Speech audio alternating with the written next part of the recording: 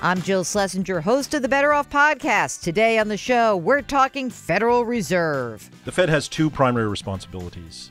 As the nation's central bank, indeed, it is there to set monetary policy, essentially the level of interest rates to maximize employment and achieve price stability. And secondly, they have enormous responsibility back to their inception to supervise and regulate major money center banks in the United States. So banking supervision and setting monetary policy. Welcome to the Better Off podcast. We're sponsored by Betterment, the largest independent online financial advisor. Well, the first Fed meeting of the year where we have a change in interest rate policy. Here we go. It is the Jerome Powell Federal Reserve. They raised interest rates by 0.25%, exactly what was expected. And this could be a year where there are not just 3 interest rate hikes. Maybe there'll be 4. Maybe there'll be 5 or 6. We don't know. It depends on the economy. But what exactly does the Fed have to do with your life? What do you need to know about the Fed? Is the Fed truly independent?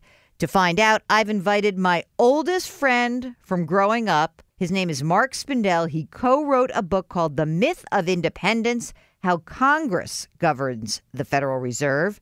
And Mark is going to explain everything you need to know about the Fed. So right now, it's my interview with my pal, Mark Spindell. You're listening to Better Off with Jill Schlesinger.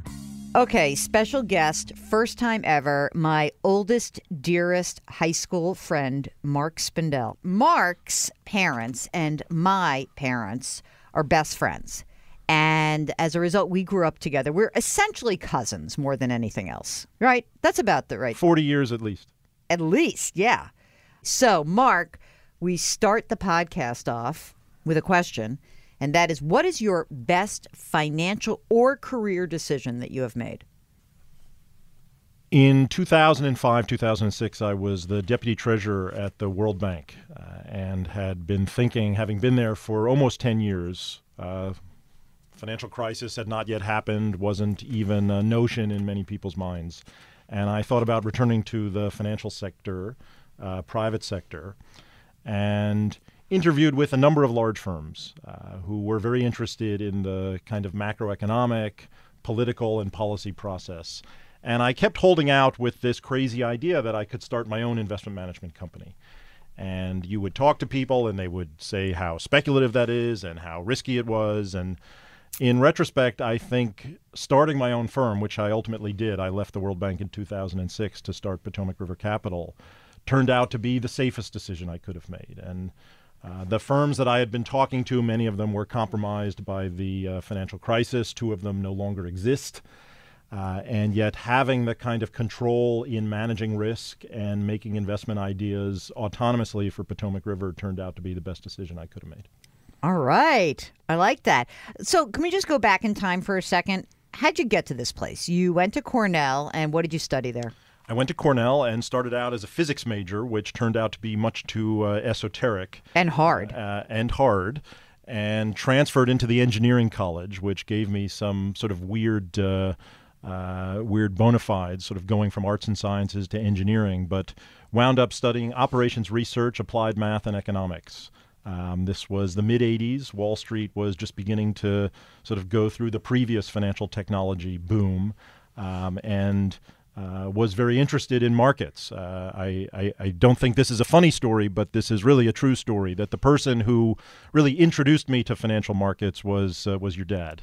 And that really does go back to the full 40 years. Working with your dad, my father, you, and I, sort of thinking about financial technology, computer applications in that world to equity trading, but ultimately made my way into the bond market and joined Salomon Brothers as a summer intern in 1985, and then as my first job out of college in 1987. So you worked at Salomon Brothers. Then what'd you do? Was that in London? I worked at Salomon Brothers in New York and in London, and it was really the sort of end of the peak of Salomon. John Goodfriend had been on the cover of Business Week. It was a firm that had really specialized in fixed income markets. Henry Kaufman, who was the head of research, was my ultimate boss. But I was there at a time when Salomon Brothers decided as the last major investment bank to get into the asset management business. And they picked a number of research analysts, economists, quantitative analysts, and brought us into a new asset management division, and really worked with the economists to think about investment strategies on behalf of this new set of Salomon clients who looked to us to manage money. And then what happened? Moved ultimately to London. And in the mid-'90s, this was at a time when the Treasury market bid rigging scandal really began to snowball, and about half a dozen of us left Salomon to join ABN AMRO Bank, large continental European commercial bank that also had aspirations to build an asset management business in London. At ABN AMRO and at Salomon, we specialized in two very different types of investors. Very conservative central banks, funds for future generations, sovereign wealth funds, and more speculative, aggressive hedge funds. This is early 90s to mid-90s. And I kept those relationships. These were clients. These were investors in our funds and in our financial products. And ultimately, after 4 more years at ABN AMRO, the World Bank was looking for someone to run their internal reserves. And we moved back from London, ultimately to Washington, where I became the chief investment officer for the World Bank's venture capital. Wait a minute. So, one of your daughters was born in London. What happened to San Francisco? Wasn't San Francisco in there somewhere? In the middle of the Salomon tenure, Salomon had a joint venture with a budding financial technology business in Berkeley. And I went out there to handle that joint venture, which was really run by half a dozen very bright PhD economists, professors at Cal, and we were looking at ways to quantify the risks that investors would have in global fixed income portfolios. And so the history of my career is one of working for, ultimately starting and leading asset management businesses at Salomon, at ABN, at the World Bank, and then ultimately Potomac River. Okay. You are here because you've co-authored a book with Sarah Binder, and it's called The Myth of Independence, How Congress Governs the Federal Reserve. And we are recording this interview during the week when Jerome Powell, the new Federal Reserve Chair, has given testimony to Congress. When I used to describe the Federal Reserve, I say, it's the U.S. Central Bank. It started in 1913 after this big collapse, and it's independent. And, it's independent. And that's always what was indoctrinated in my understanding. So someone's listening to this, and without sounding like a cuckoo clock about the Fed, can you explain, first of all, what is the Fed's job, essentially? Boil it down. The Fed has two primary responsibilities. As the nation's central bank, indeed, it is there to set monetary policy, essentially the level of interest rates, principally at the short end, but as we saw during the crisis, they can extend that term out farther. So sort of gauge the economy as given by Congress, their dual mandate to maximize employment and achieve price stability as undefined. And secondly, they have enormous responsibility back to their inception after the Panic of 1907 to supervise and regulate major money center banks in the United States. So banking supervision and setting monetary policy. Okay. Would you say that before you started doing the research for this book, when Sarah started doing the research, because clearly she was like the brains behind the operation, before you started to do that, what was your view of the Fed and independence? How did you understand it? So I think your conventional wisdom, and I think listeners will also generally get a sense that the Fed makes monetary policy independent of political pressure. The history of the central bank, as Sarah, who's an esteemed professor of political science at George Washington University down in D.C. and a senior fellow at the Brookings Institution, and I realized most of the history is economic history. And there's very little analysis recently and over the century-long history of the Fed that focuses on the politics. As we began in the financial crisis, I can tell you exactly the moment. It was 2:07 in the afternoon, September 29th, 2008. The first TARP vote had failed in the House. And I think that just opened the door to a decade of research. But we just dug deep into the Fed's history, its genesis, back into the panic of 1907, and really began to understand the relationship that Congress, that wrote and continued to revise the Federal Reserve Act, has over the nation's central bank. Okay, so when we say that the Fed is independent, it was created with a congressional act, as you just mentioned, and the Fed chair and Fed governors are appointed by the president. Who does the Fed chair report to? So the Fed chair reports to Congress, and this was made explicitly clear. Kate Davidson, who was writing, I believe, for the Wall Street Journal at the time, asked Ben Bernanke on the day of his retirement if he had any advice for then incoming chair Janet Yellen. And he was explicit and clear that he said, just remember, Congress is our boss. We see that in the testimony that the chair, Bernanke, Yellen, now Jay Powell, gives separately to the House and the Senate. We see that in the act. The reporting requirement, though appointed by the president, to be sure, confirmed by the Senate, the reporting line is very clearly from the Fed to the Congress. It wasn't always that clear, and back into the sort of pre-1950s Federal Reserve, there was a lot of ambiguity as to whether the Fed existed to support the fiscal and borrowing requirements of the executive branch. But in 1951, there was a accord between the Treasury Department and the Fed that really established the conventional reporting lines. Explain what happens around the Fed's relationship with the Treasury. So looking back from the financial crisis, the Fed buys a crap load of bonds, saves the system, whatever story you want to tell. But the Fed has a bunch of bonds, and the Fed actually made money on its bonds for a while. So what happens to the money that the Fed makes? We digress away from the notion of Fed independence, and in the book we describe the two institutions, the Congress and the Federal Reserve, as interdependent institutions. One of the, arguments for an independent Fed is that there is some budget autonomy. And so the money that they make as a provider of an elastic currency on the profits on the balance sheet, as you described, funds the entire operation. So they are not dependent, in this case, on Congress for budget authority. And when the Fed, on the regulatory side, spanks, say, Wells Fargo, right? Yes. And money is collected, what happens to that money? Again, just for the general operations of the Fed? Goes into the balance of the central bank, and I think you highlight the power of the purse that Congress has, and this has been a long-running and bipartisan effort. We see it we certainly saw it on the Republican side, pressuring Bernanke and Yellen. I think one of the keys to watch for this transition is with a Republican-appointed Fed chair, Jay Powell, who served in a number of Republican administrations.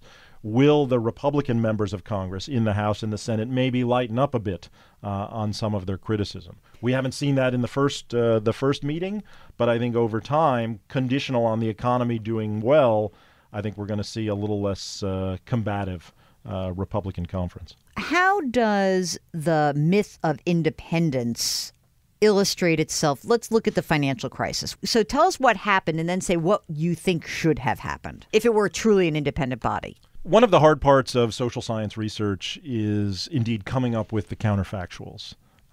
So what if we had a completely walled off, totally independent central bank that was not beholden to the public or the public's agents on Capitol Hill? And we've tried to explore this question a lot. In 2002, when he was a governor of the board, he had not yet been appointed chair, Ben Bernanke wrote a famous paper really thinking about the disinflation and ultimately deflationary episode in Japan. And that speech, entitled "Making Sure It Doesn't Happen Here," laid out a very clear set of recipes that a central bank could go through if faced with disinflation and deflation. So it's at least a memo, a series of recommendations, and in and around and certainly in the wake of the crisis, we tried to compare the actions of, at that point, Bernanke's Fed. He had gone to the White House and was reappointed initially by a Republican and then reappointed by a Democrat, Bush and Obama. And he followed that course to some extent, but not completely and not as aggressively. Remember, it took them 3, you could even argue 4 rounds of quantitative easing to get the balance sheet up to full strength. Bond buying, the large-scale asset purchase or quantitative easing. I think an area where most people will recognize that there has to be some interdependence is in the absence of monetary policy being able to do its complete job. Bernanke in 2002 said that you could always rely on fiscal policy, and there you need the legislature to act. An area where we see that interaction very clearly is on this interplay between fiscal and monetary policy. This is Better Off with Jill Schlesinger. We'll get back to our interview with Mark Spindell in just a minute. I know sometimes you hear these terms, fiscal policy, monetary policy. It's sort of out of our control. But what is within your control is your own financial planning needs. As a certified financial planner, what I can tell you is that the advice you get is only as good as the information that you can provide. And a lot of different investment types, whether they're human beings or they're automatic investment platforms, are not actually asking enough questions. And that's why I am so thrilled that Betterment is the sponsor of this program. Betterment provides personalized advice that's based on the information that you tell them. From that information, Betterment makes tailored recommendations. If you're looking for tax-efficient strategies to help increase your after-tax returns, well, Betterment is all over that. And they'll show you how much your outside brokerage accounts are costing you in fees and uninvested cash. So don't worry about monetary policy and fiscal policy. You should know what it is. You don't have to freak out about it. But what you do need to do is pay attention to your own financial life, and you can do that by going to betterment.com/betteroff. That's betterment.com/betteroff. Betterment, rethink what your money can do. And now back to our interview with Fed expert Mark Spindell. So one of your old bosses, Mohamed ElErian, has been on this program a couple of times, and he said that the financial crisis did not have to be quite as dramatic as it was had we had a more conducive fiscal policy that was created. So yes, there was a humongous $800 billion stimulus bill, but A, it wasn't enough, and B, it should have been more focused. And as a result, that is why the Fed had to come in and do all these kind of weird things that maybe it wouldn't have had to do otherwise. So, I think some specific examples may be helpful. Through their bond purchase program, recall that during the crisis and still today, they own trillions of dollars of government debt and government agency mortgage debt.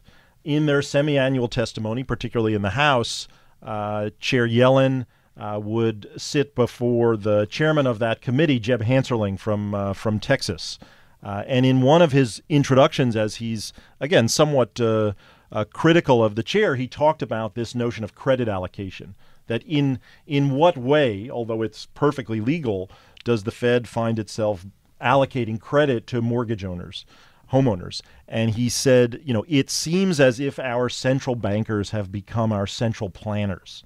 And I think it's that kind of pushback and threat that in the book and over the course of the 100 years, we document the dozens of legislative actions and legislative threats that members of Congress have put in revising this Federal Reserve Act. And that, again, I think goes to trying to establish the counterfactual of independent versus interdependent. But what's the alternative that they are suggesting? They want to go back to the gold standard? I mean, this is ridiculous. So I think that's another great question. And clearly 535 members of Congress have no business trying to make monetary policy.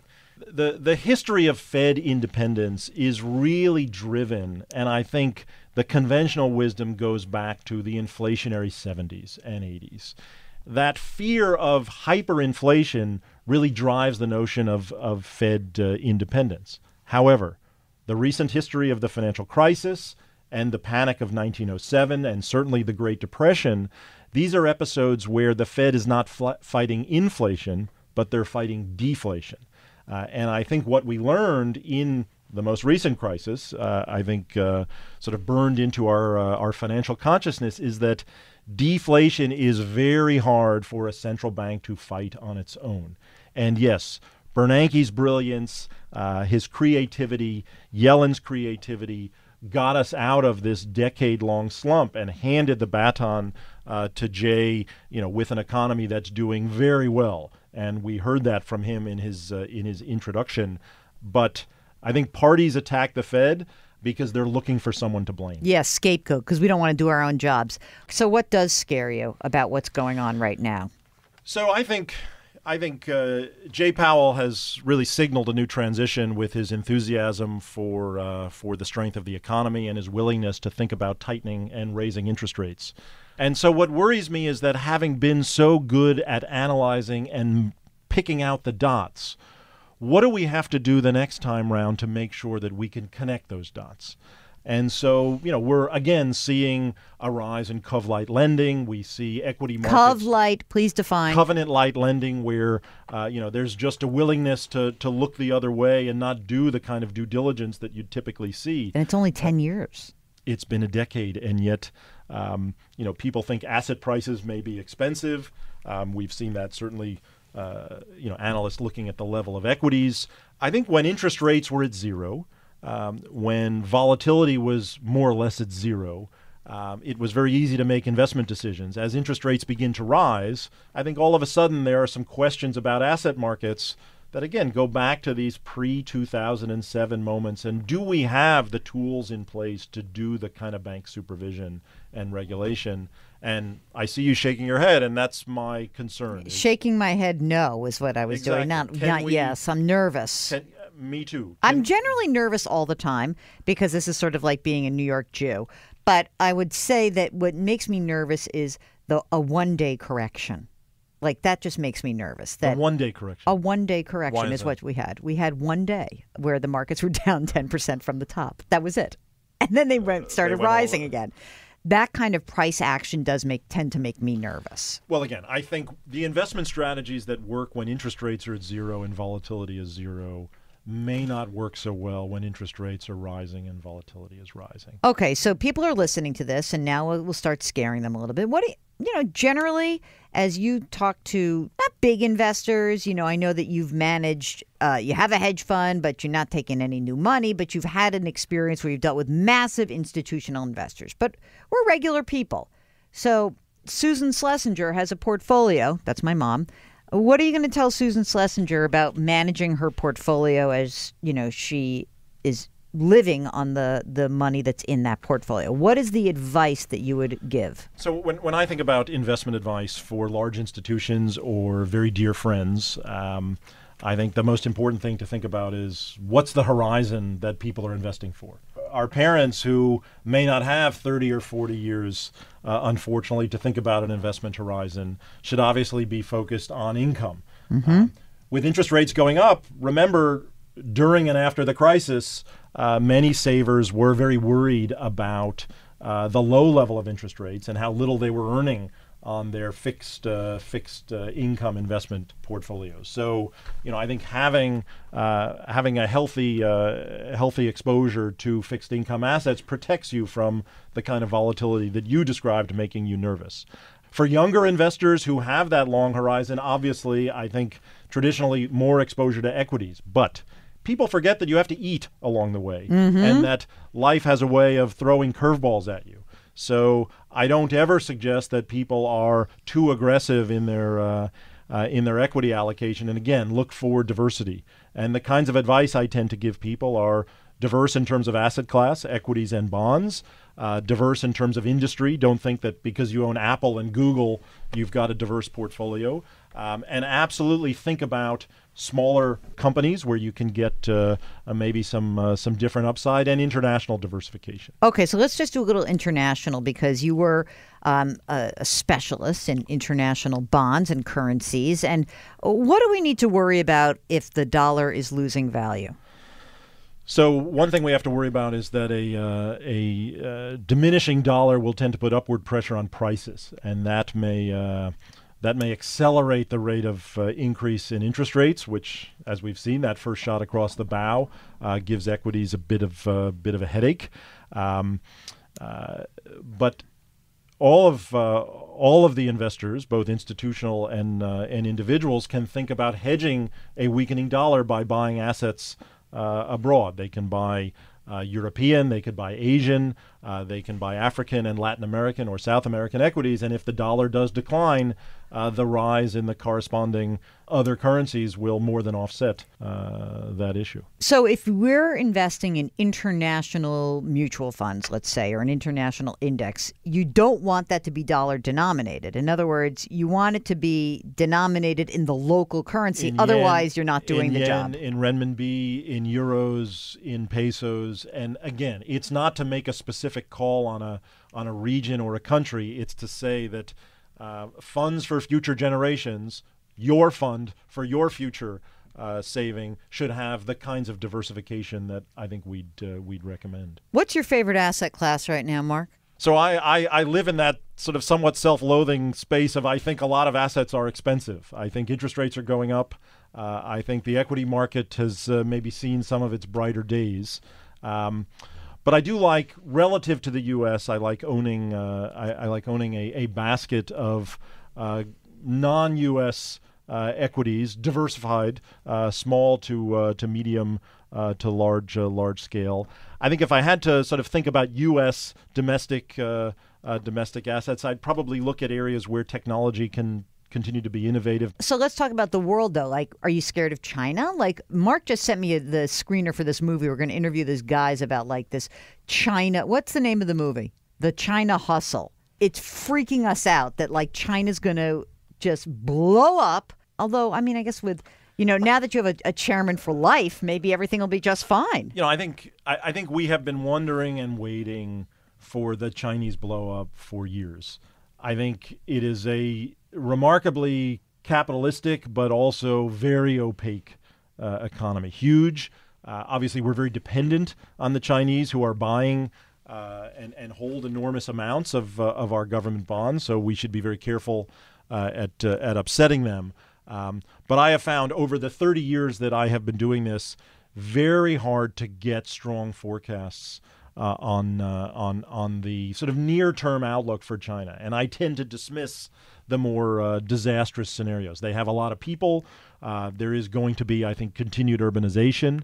To be sure, it's a vital, as is other sort of components of the developing world, the emerging markets. Three biggest risks to investors right now. One is that interest rates rise faster than expected. Okay. And let's just say sort of inflation / interest rates rise faster than expected. That's known, right? That's a known risk that's out there. What is unknown that is important to understand? Having lived in Washington for the last 20 years and written a book about the politicization of our seemingly independent central bank, I would say we have enormous problems in the U.S. We have healthcare issues. We have savings issues.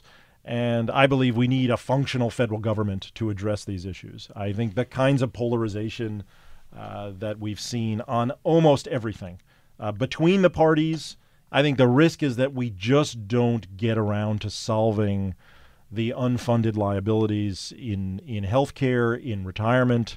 That, to me, is more of a domestic risk than the kind of international risks that people focus on. I think the second thing, which sort of goes to your point, is, have we bred over the last decade a complacency, a dependency on a central bank, on a government really not sort of making some tough decisions, and that created the kind of free money. Real interest rates are essentially still very low.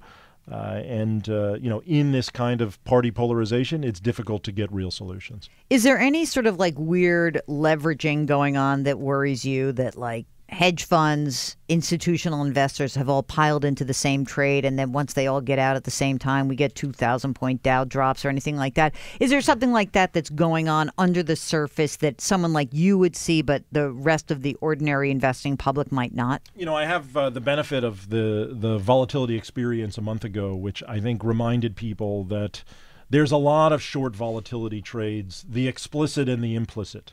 I think as much as I appreciate and believe in the indexation and passive investing, I think it created an environment where when the markets were rallying, people had to buy more. When the markets were selling off, people were selling. And so there was just a constant feeding of this short vol trade.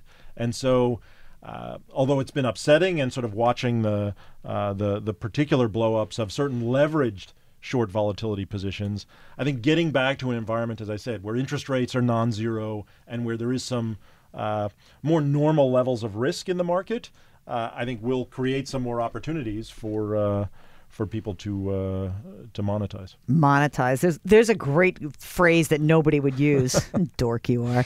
So, Mark, we started the program with your best financial decision, which was actually starting your hedge fund, Potomac River Capital. What's your worst financial decision or career decision? You could do either one. I'll give you a bonus. So I think the politics of Brexit were, for me, particularly confusing. And as much as I said earlier that you really try to be agnostic as a fiduciary and manager of money, I think it was very hard. I lived in England for 7 years. My older daughter, as you know, was born there. I have a strong connection to people and the place. And I just did not see the kind of rise in nationalism and anti-Europeanism sort of rising in that moment. It remains a difficult negotiation that the UK is having. But did you lose money? Did you bet against that? What happened? I took positions in that particular case that were not particularly helped by the Brexit decision. You're being so careful. All right, I'm done with you. Who's the best skier in the family still? My sister. Of course. Who's the best cook in the family?